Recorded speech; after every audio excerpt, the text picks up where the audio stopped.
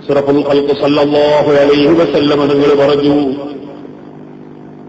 100 പ്രാവശ്യം ഒരു മനുഷ്യൻ 100 പ്രാവശ്യം ലാ ഇലാഹ ഇല്ലല്ലാഹ് വഹ്ദഹു ലാ ശരീക ലഹു ലഹുൽ മുൽക്കു വലഹുൽ ഹംദ്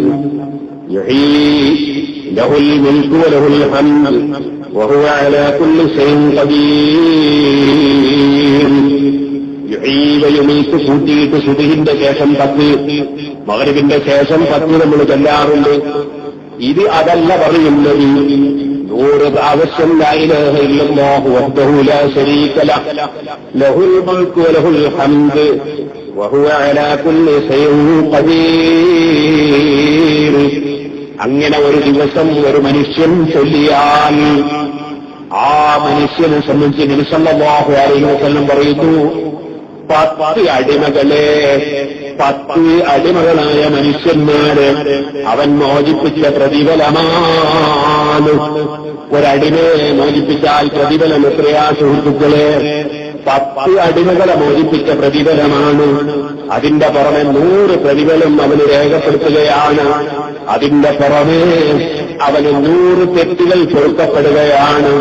അങ്ങനെ പറഞ്ഞുകൊണ്ട് അവിടുന്ന് പറയുന്നു, വകാന ജിർസൻ ലഹു മിനശ് ശൈത്താൻ.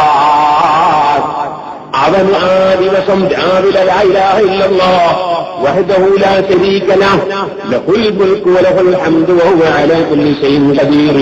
100 പ്രാവശ്യം രാവിലെ ചൊല്ലിയവന്, അതേ ഒരു ദിവസം ചൊല്ലിയവന് ആ ദിവസത്തിൽ ശൈത്താനിൽ നിന്ന് കാവലാണ്, പിശാചിൽ നിന്ന് കാവലാണ്. ചോദിക്കട്ടെ, സിഹറിന്റെ പ്രവർത്തനം നടത്തുന്നവരില്ലേ? ആ സിഹറിന്റെ പ്രവർത്തനം എന്ന് പറയുന്നത് ശൈത്താനിനെ തൃപ്തിപ്പെടുത്തിയിട്ട് ശൈത്താനെ കൊണ്ട് ശല്യം ചെയ്യിക്കുന്നതല്ലേ സുഹൃത്തുക്കളെ? അതേപോലെ നമ്മളെ തന്നെ ശൈത്താൻ നരകത്തിലേക്ക് കൊണ്ടുപോകാൻ ശ്രമിക്കുകയല്ലേ?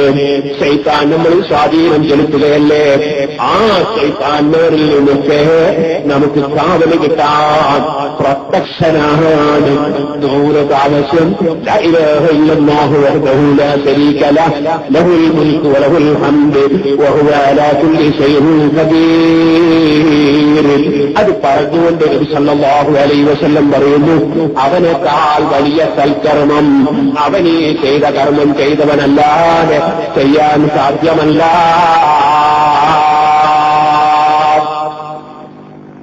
ഒരാൾക്ക് 100 പ്രാവശ്യം ലാ ഇലാഹ ഇല്ലല്ലാഹു വഹ്ദഹു ലാ ശരീക ലഹു ലഹുൽ മുൽക്കു വലഹുൽ ഹംദു വഹുവ അലാ കുല്ലി ശൈഇൻ ഖദീർ പറയാൻ കുറഞ്ഞ സമയം വരെ, കൂടിയ 10 മിനിറ്റ് വരെ നമുക്ക് എത്ര പ്രതിഫലം കിട്ടുന്നത്? നമ്മൾ എത്ര സമയമാണ് ഇതിന്റെ നേർബലത്തിൽ വെറുതെ പോയി കളഞ്ഞില്ല? നിങ്ങളൊന്ന് ആലോചിച്ചു.